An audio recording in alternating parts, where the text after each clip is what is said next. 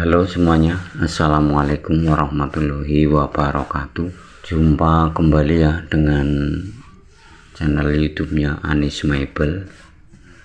Oke, untuk kesempatan video kali ini saya mau memotong bahan untuk tempat tidur ya, sekaligus pembuatan purus. Oke, sebelumnya kita ukur dulu ya untuk kepanjangan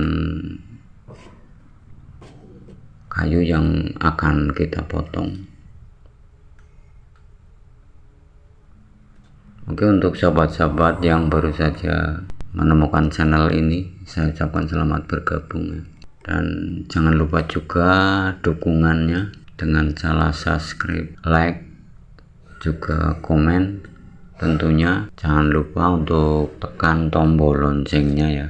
Oke, untuk ukuran panjang yang mau kita potong yaitu 49,5 cm ya. Oke, tidak perlu lama-lama, kita langsung saja ke proses pemotongannya ya sahabat-sahabat semuanya.